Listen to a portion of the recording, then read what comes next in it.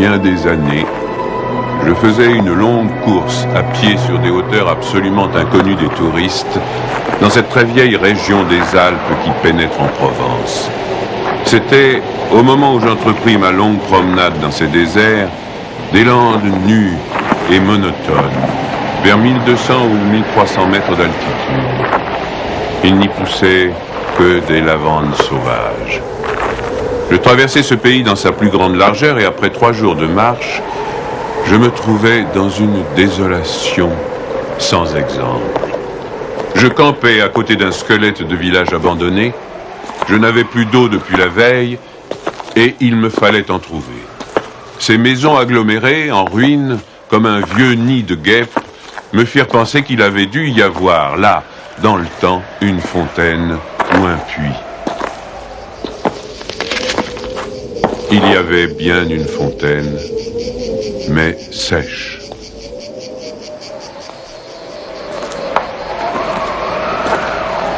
Les 5 à 6 maisons, sans toiture, rongées de vent et de pluie, la petite chapelle au clocher écroulé, étaient rangées comme le sont les maisons et les chapelles dans les villages vivants, mais toute la vie avait disparu. C'était un beau jour de juin, avec un grand soleil, mais sur ces terres sans abri et hautes dans le ciel, le vent soufflait avec une brutalité insupportable. Ces grondements dans les carcasses des maisons étaient ceux d'un fauve dérangé dans son repas. Il me fallut lever le camp.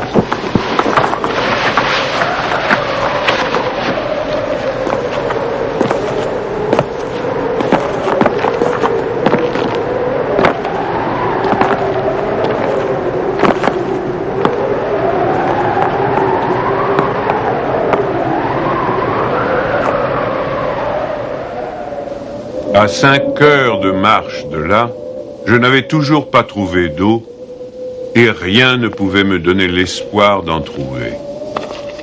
C'était partout la même sécheresse, les mêmes herbes ligneuses.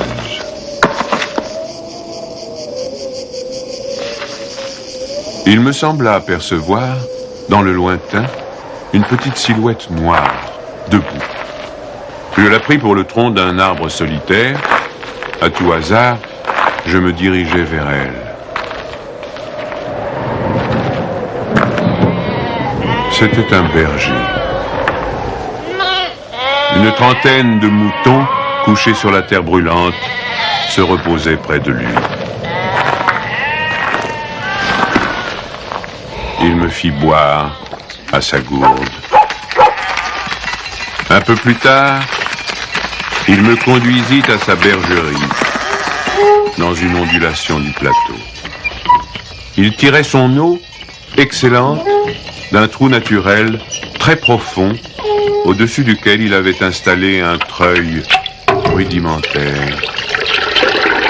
Cet homme parlait peu, c'est le fait des solitaires, mais on le sentait sûr de lui et confiant dans cette assurance. C'était insolite dans ce pays dépouillé de tout. Il n'habitait pas une cabane, mais une vraie maison en pierre, où l'on voyait très bien comment son travail personnel avait rapiécé la ruine qu'il avait trouvée là, à son arrivée. Son toit était solide et étanche. Le vent qui le frappait faisait sur les tuiles le bruit de la mer sur les plages.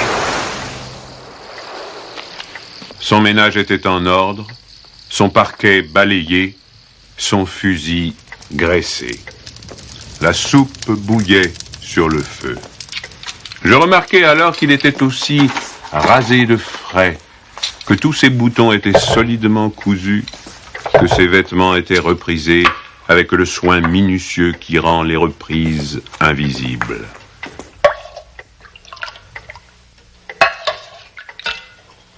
Il me fit partager sa soupe.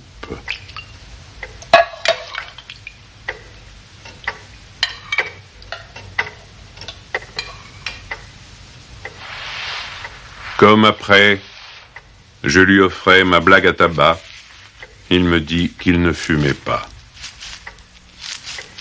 Son chien, silencieux comme lui, était bienveillant sans bassesse.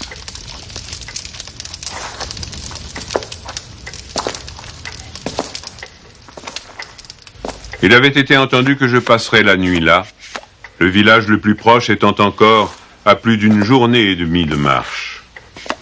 Je connaissais parfaitement le caractère des rares villages de cette région. Il y en a 4 ou 5, dispersés, loin les uns des autres, sur les flancs de ces hauteurs, dans les taillis de chênes blancs, à la toute extrémité des routes carrossables. Ils sont habités par des bûcherons qui font du charbon de bois. Ce sont des endroits où l'on vit mal. Les familles, serrées les unes contre les autres, dans ce climat qui est d'une rudesse excessive, aussi bien l'été que l'hiver, exaspèrent leur égoïsme en vase clos. L'ambition irraisonnée s'y démesure.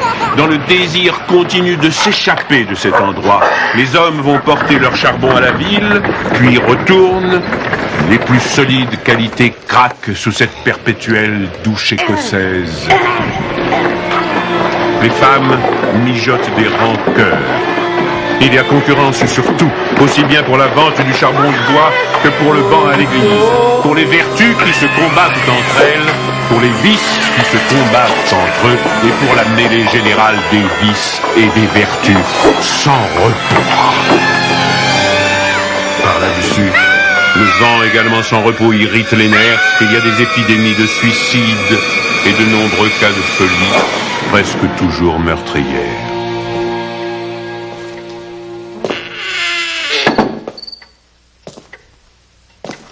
Le berger qui ne fumait pas alla chercher un petit sac et déversa sur la table un tas de glands. Il se mit à les examiner, un après l'autre, avec beaucoup d'attention, séparant les bons des mauvais. Je fumais ma pipe, je proposais de l'aider. Il me dit que c'était son affaire. En effet, voyant le soin qu'il mettait à ce travail, je n'insistais pas. Ce fut toute notre conversation. Quand il eut du côté des bons un tas de glands assez gros, il les compta par paquets de 10. Ce faisant, il éliminait encore les petits fruits ou ceux qui étaient légèrement fendillés, car il les examinait de fort près. Quand il eut ainsi devant lui 100 glands parfaits, il s'arrêta et nous allâmes nous coucher. La société de cet homme donnait la paix. Je lui demandai le lendemain la permission de me reposer tout le jour chez lui. Il le trouva tout naturel, ou plus exactement, il me donna l'impression que rien ne pouvait le déranger. Ce repos ne m'était pas absolument obligatoire, mais j'étais intrigué et je voulais en savoir plus. Il fit sortir son troupeau et le mena à la pâture. Avant de partir, il trempa dans un seau d'eau le petit sac où il avait mis les glands soigneusement choisis et comptés. Je remarquai qu'en guise de bâton, il emportait une tringle de fer grosse comme le pouce et longue d'environ 1,50 m.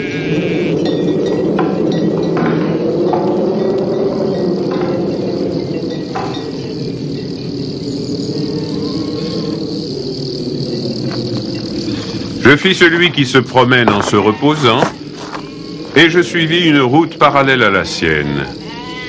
La pâture de ces bêtes était dans un fond de combe. Il laissa le petit troupeau à la garde du chien et monta vers l'endroit où je me tenais. J'eus peur qu'il vînt pour me reprocher mon indiscrétion, mais pas du tout. C'était sa route, et il m'invita à l'accompagner si je n'avais rien de mieux à faire. Il allait à 200 mètres de là, sur la hauteur. Arrivé à l'endroit où il désirait aller, il se mit à planter sa tringle de fer dans la terre. Il faisait ainsi un trou dans lequel il mettait un gland, puis il rebouchait le trou.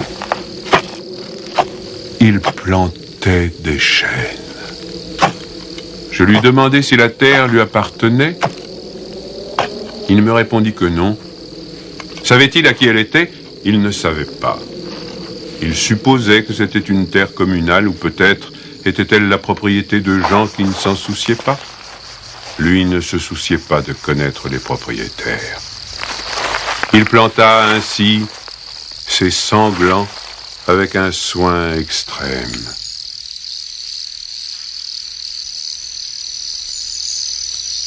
Après le repas de midi, il recommença à trier sa semence.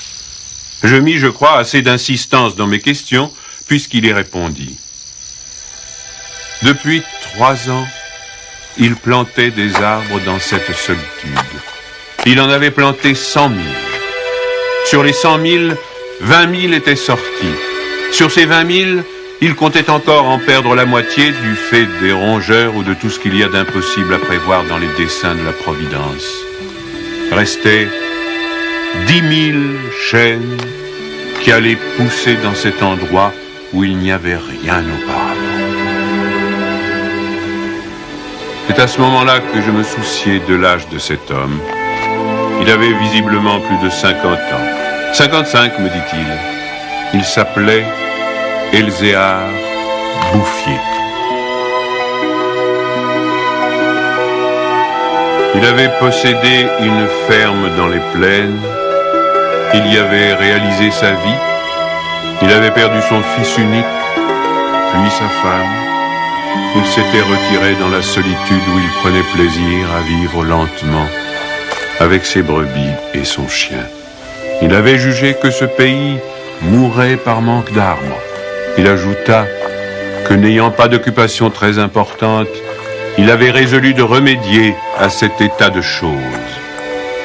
Mon jeune âge me forçait à imaginer l'avenir en fonction de moi-même et d'une certaine recherche du bonheur. Je lui dis que dans 30 ans, ces 10 000 chênes seraient magnifiques. Il me répondit très simplement que si Dieu lui prêtait vie, dans 30 ans, il en aurait planté tellement d'autres que ces 10 000 seraient comme une goutte d'eau dans la mer. Il étudiait déjà la reproduction des hêtres et il en avait près de sa maison une pépinière issue des faînes. Les sujets qu'il avait protégés de ses moutons étaient de toute beauté. Il pensait également à des bouleaux pour les fonds où, me dit-il, une certaine humidité dormait à quelques mètres de la surface du sol. Nous nous séparâmes le lendemain. L'année d'après, il y eut la guerre de 14 dans laquelle je fus engagé pendant 5 ans. Un soldat d'infanterie ne pouvait guère y réfléchir à des arbres.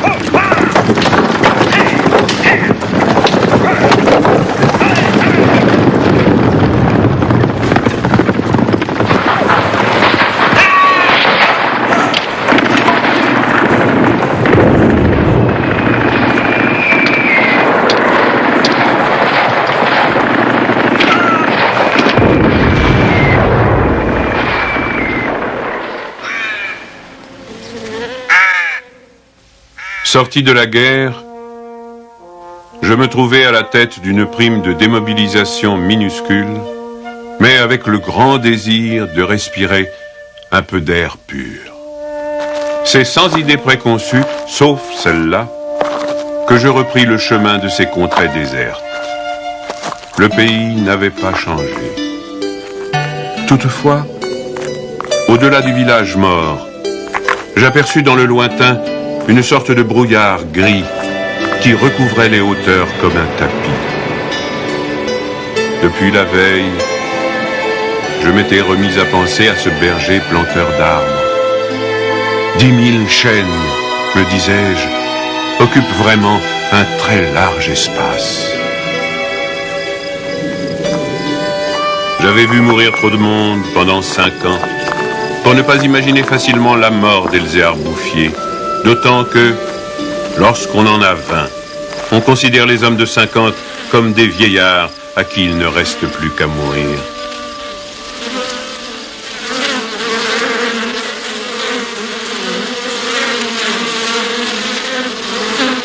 Il n'était pas mort. Il avait changé de métier. Il ne possédait plus que 4 brebis, mais par contre, une centaine de ruches. Il s'était débarrassé des moutons qui mettaient en péril ses plantations d'arbres. Il ne s'était pas du tout soucié de la guerre. Il avait imperturbablement continué à planter. Les chênes de 1910 avaient alors 10 ans et étaient plus hauts que moi et que lui. Le spectacle était impressionnant. J'étais littéralement privé de parole. Et comme lui ne parlait pas, nous passâmes tout le jour en silence à nous promener dans sa forêt. Elle avait en 3 tronçons 11 kilomètres de long et 3 kilomètres dans sa plus grande largeur. Quand on se souvenait que tout était sorti des mains et de l'âme de cet homme, sans moyens techniques, on comprenait que les hommes pourraient être aussi efficaces que Dieu dans d'autres domaines que la destruction. Il avait suivi son idée. Et les hêtres qui m'arrivaient aux épaules, répandus à perte de vue, en témoignaient. Les chênes étaient drus et avaient dépassé l'âge où ils étaient à la merci des rongeurs. Quant au dessein de la Providence elle-même, pour détruire l'œuvre créée, il lui faudrait avoir désormais recours au cyclone. Il me montra d'admirables bosquets de bouleaux qui dataient de 5 ans, c'est-à-dire de 1915, de l'époque où je combattais à Verdun.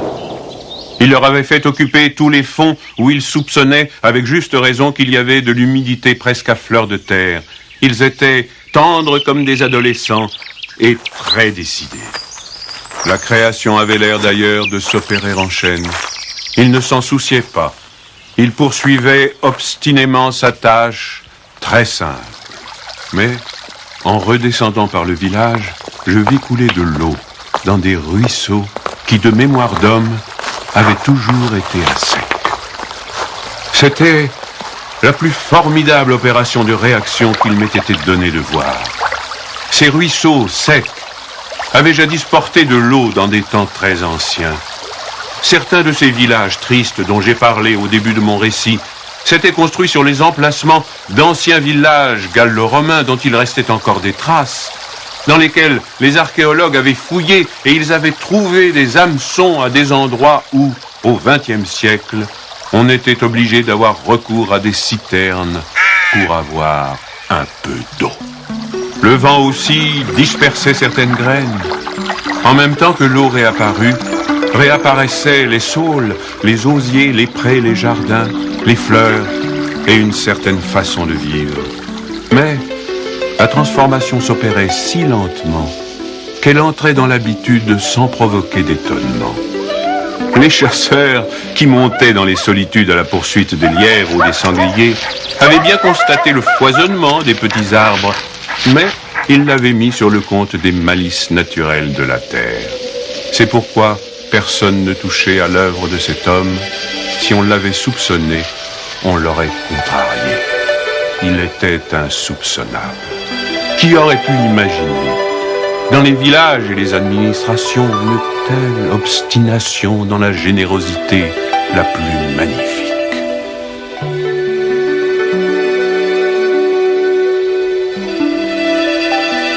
À partir de 1920, je ne suis jamais resté plus d'1 an sans rendre visite à Elzéar Bouffier. Je ne l'ai jamais vu fléchir ni douter.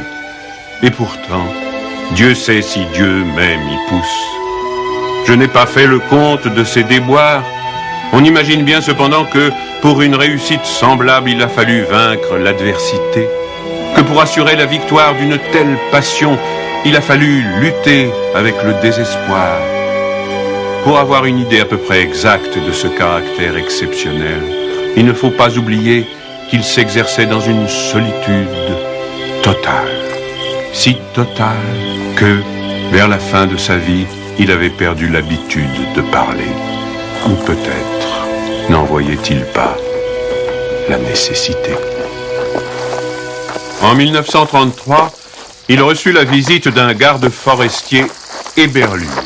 Ce fonctionnaire lui intima l'ordre de ne pas faire de feu dehors, de peur de mettre en danger la croissance de cette forêt naturelle. C'était la première fois lui dit cet homme naïf, qu'on voyait une forêt pousser toute seule. En 1935, une véritable délégation administrative vint examiner la forêt naturelle. Il y avait un grand personnage des eaux et forêts, un député, des techniciens.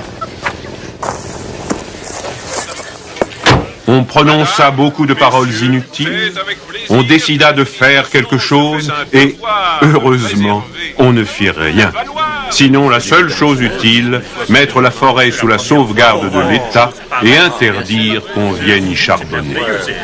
Car il était impossible de n'être pas subjugué par la beauté de ces jeunes arbres en pleine santé. Et elle exerça son pouvoir de séduction sur le député lui-même.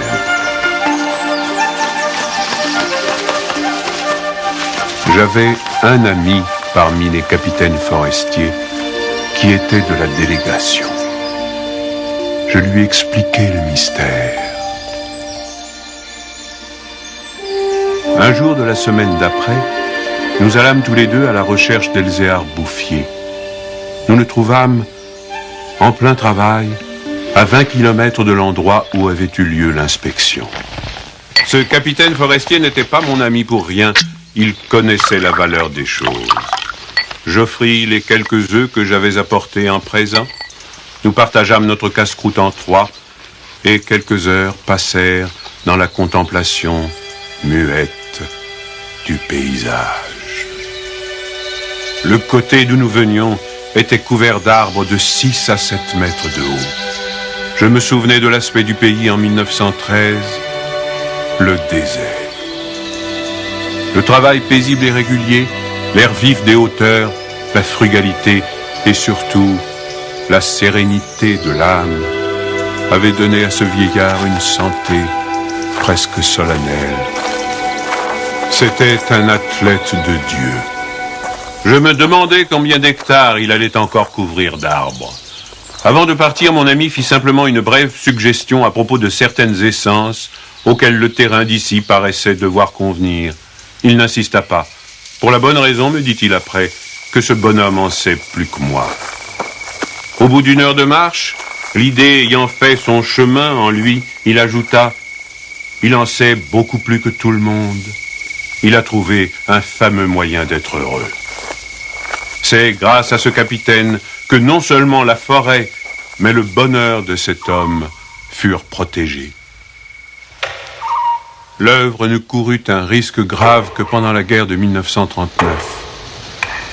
Les automobiles marchant alors au gazogène, on n'avait jamais assez de bois. On commença à faire des coupes dans les chênes de 1910. Mais ces quartiers sont si loin de tout réseau routier que l'entreprise se révéla très mauvaise au point de vue financier. On l'abandonna.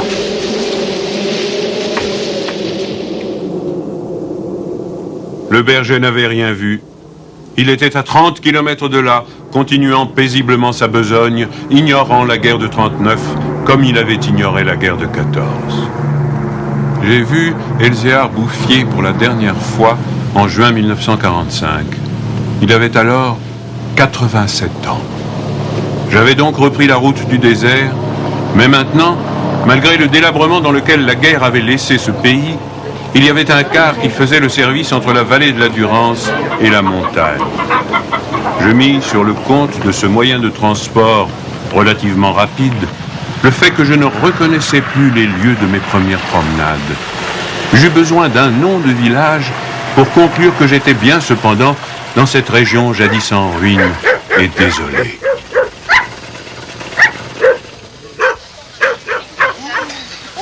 Le car me débarqua à Vergon. En 1913, ce hameau de 10 à 12 maisons avait 3 habitants. Ils étaient sauvages, se détestaient, vivaient de chasse au piège. Leurs conditions étaient sans espoir. Tout était changé.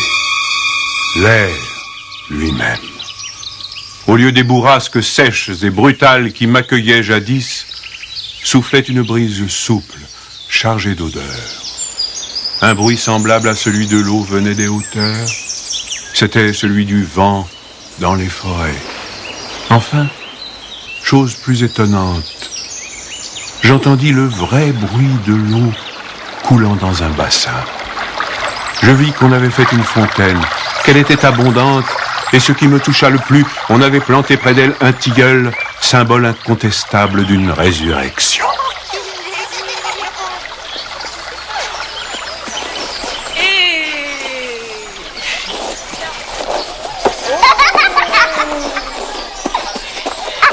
Par ailleurs, Vergon portait les traces d'un travail pour l'entreprise duquel l'espoir est nécessaire.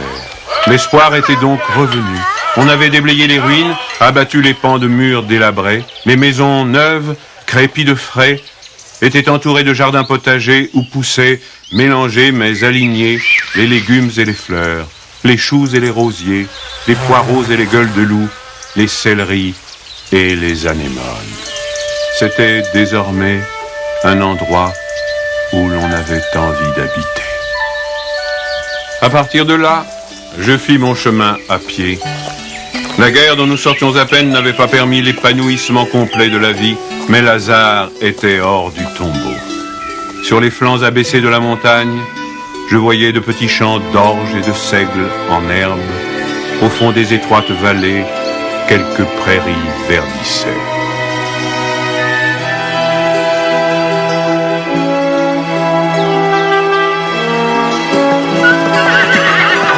Il n'a fallu que les 8 ans qui nous séparent de cette époque pour que tout le pays resplendisse de santé et d'aisance. Sur l'emplacement des ruines que j'avais vues en 1913, s'élèvent maintenant des fermes propres, bien crépies, qui dénotent une vie heureuse et confortable. Les vieilles sources, alimentées par les pluies et les neiges que retiennent les forêts, se sont remises à couler. À côté de chaque ferme, dans des bosquets d'érables, les bassins des fontaines débordent sur des tapis de menthe fraîche. Les villages se sont reconstruits peu à peu. Une population venue des plaines où la terre se vend chère s'est fixée dans le pays, y apportant de la jeunesse, du mouvement, de l'esprit d'aventure. On rencontre dans les chemins des hommes et des femmes bien nourris, des garçons et des filles qui savent rire, et ont repris goût aux fêtes campagnardes.